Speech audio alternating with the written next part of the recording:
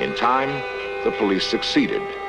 They found not one cave, but a virtual honeycomb in the hills behind Qumran. The Bedouin, however, had found them first. They were picked clean. No one could be sure how many of the caves had actually contained anything of value. Scroll hunting had become the full-time occupation of the Ta'amira tribe. Every likely crevice was explored. The Bedouin had approached the task with the same cunning that had made them successful smugglers and highwaymen. Clearly, the only choice authorities had was to deal with the Bedouin. Government archaeologist Joseph Saad checked into the Winter Palace Hotel in Jericho, posing as an agent for a wealthy collector. There, Saad met secretly with his superior to fix the price they were willing to pay. They settled on a maximum fee of £1 per square centimeter of scroll fragment. Negotiations were set to take place in a rundown hotel on the other side of town. Representing the Bedouin was a Bethlehem merchant named Kando. It was to him that Muhammad had brought the first scrolls.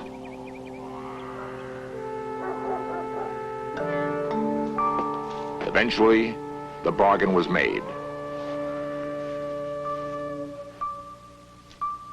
Although neither side really trusted the other, a relationship now existed that could enable scholars to unravel the mystery of the scrolls.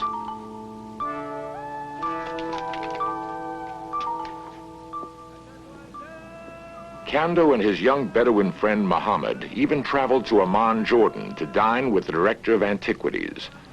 There, for the first time, officials heard the full story of the amazing discovery.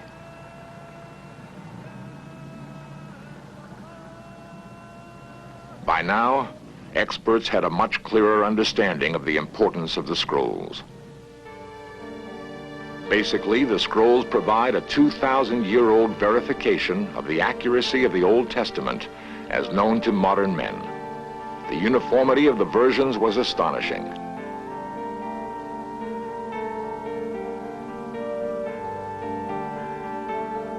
In 1952, another amazing discovery was made.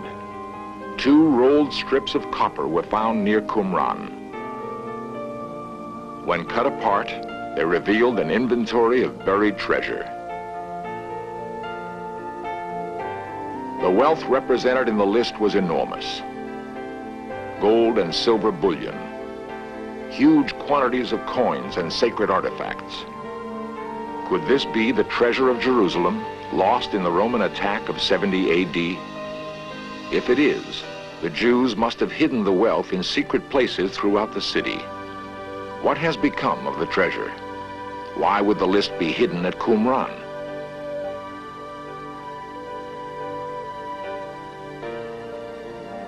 The ruins are mute. Clearly, however, the settlement was recognized in its own day as far more important than the size of its membership would suggest.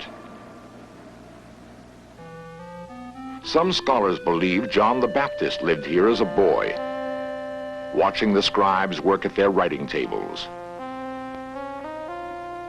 Jesus was certainly at least aware of the community and of the scripture being copied and sealed away in the large clay jars unique to Qumran, time capsules to be opened in a distant age.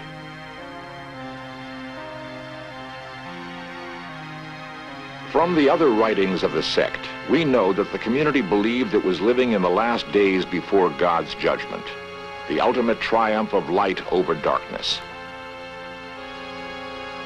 Even as they labored to accumulate and preserve the Jewish scriptures, they prepared for the final struggle with the forces of evil and the new age to come. In this way, the Qumran settlers anticipated the apocalypse. When it came, they were unprepared for the result. The Qumran community continued for over 200 years to live here in this site with that daily expectation that the new age was about to begin and they would be involved. But instead, exactly the opposite happened. Instead of there being the sons of light who would would destroy or defeat the sons of darkness. The sons of darkness came down in the form of the Roman Vespasian army and defeated the sons of light. The written contributions of Qumran live on in Jerusalem's shrine of the book. Qumran's spirit is alive too.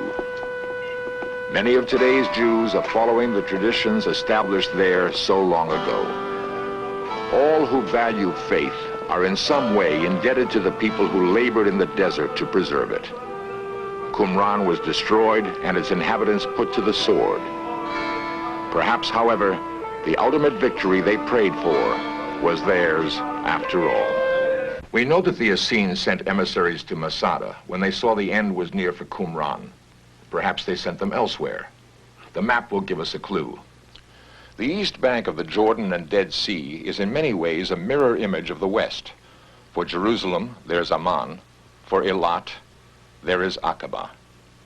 Why should the Essene and Zealots not have established settlements on the east bank also?